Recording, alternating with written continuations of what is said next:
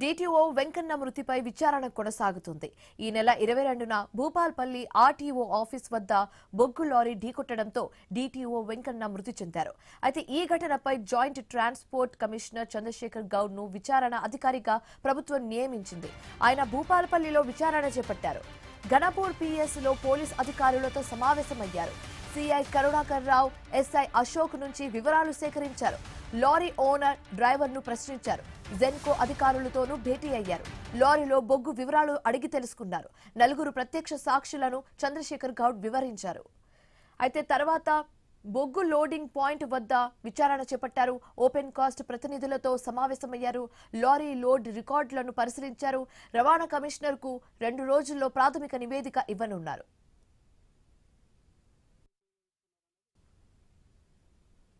ఇదే అంశానికి సంబంధించి మరింత తాజా సమాచారం మా కరెస్పాండెంట్ ప్రశాంత్ అందిస్తారు ఫోన్ ద్వారా. ప్రశాంత్, భూపాలపల్లి జిల్లా డిటిఓ వెంకన్న మృతిపై ప్రభుత్వం నియమించిన కమిటీ జేటీసీ చైర్మన్ అయినటువంటి చంద్రశేఖర్ గౌడ్ భూపాలపల్లిలో పర్యటించారు. 2 రోజుల పర్యటన అనంతరము ఆ ప్రాథమిక విచారణ అయితే పూర్తి చేశారు. తుది నివేదికను ప్రభుత్వానికి అందించనున్నారు. అయితే ఆ డిటిఓ వెంకన్న మృతికి జరిగినటువంటి స్థలాన్ని పరిశీలించడంతో పాటు లారీ డ్రైవర్ ను పరిశీలించారు. అదేవిధంగా లారీ వచ్చిన రూట్ మ్యాప్ కు మొత్తాన్ని కూడా ఎక్కడి నుంచి ప్రారంభమైంది, వెంకన్న మృతికి యాక్సిడెంట్ అయ్యే వరకు కూడా ఆ లారీ వచ్చిన వేగాన్ని కావచ్చు, గమ్యాన్ని కావచ్చు, పూర్తిగా సీసీ కెమెరా ఫుటేజ్లన్నీ కూడా చేశారు. అనంతరము సీన్ రీకన్స్ట్రక్షన్ కూడా చేశారు.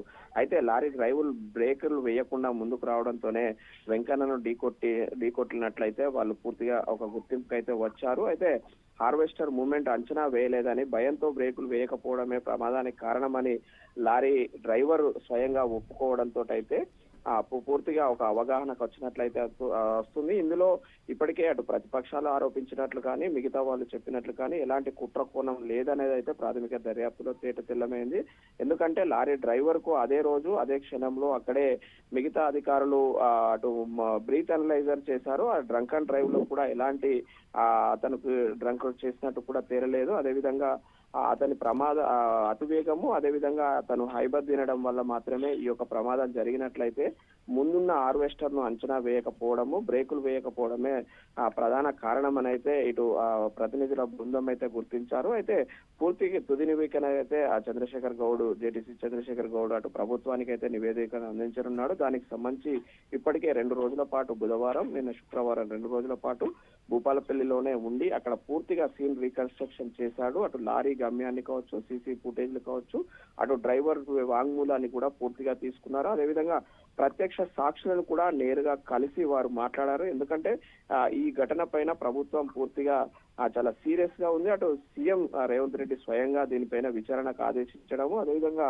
ఒక జిల్లా శాఖ ఉన్నతాధికారి యాక్సిడెంట్ లో మరణించడము, అది కూడా ట్రాన్స్పోర్ట్ ఆఫీసర్ అయ్యి ఉండి లారీ వేగంగా వచ్చి గుద్ది చనిపోయిన ఘటనలో అక్కడికక్కడ మృతి చెందిన ఘటన పైన మాత్రం ప్రభుత్వము, అటు రాష్ట్ర రవాణా శాఖ మంత్రి పొన్నం ప్రభాకర్ ఇద్దరు కూడా చాలా సీరియస్ గా ఈ యొక్క వెంకన్న మృతి పైన పూర్తి ఆధారాలతో కూడినటువంటి నివేదికను తయారు చేసే పనిలోనైతే ఉన్నట్టు మనకు స్పష్టంగా తెలుస్తుంది. మొత్తానికైతే ఈ యొక్క వాహనాల తనిఖీల సమయంలోనే రవాణా శాఖ అధికారులు తీసుకోవాల్సిన జాగ్రత్తలు కూడా జేటీసీ చంద్రశేఖర్ గౌడ్ ఈ యొక్క నివేదికలో పొందుపరిచే అవకాశం కూడా ఉంది. ఎందుకంటే నిత్యము వాహనాల తనిఖీలు అనేటి హైవేలు, రోడ్డు మీద అటు వాహనాల రాకపోకల సమయంలోనే ఈ యొక్క ఆర్టీఓ అధికారులు తనిఖీలు చేయాల్సి వస్తుంది. ఆ సమయంలో ఇంకా అధికారులకు ప్రమాదాలు జరగకుండా ఉండడానికి సేఫ్టీ మెజర్మెంట్స్ ఏం తీసుకోవాలి, అధికారులకు ఎలాంటి జాగ్రత్తలు పాటించాల్సి ఉంటుంది, మిగతా వాహనాలను ఎలా మూవ్ చేయాల్సి వస్తుంది, ఆ వాటిని కూడా పూర్తిగా ఈ తుది నివేదికలో అందించే ప్రయత్నం చేస్తున్నట్లయితే మనకు తెలుస్తుంది. శివాని,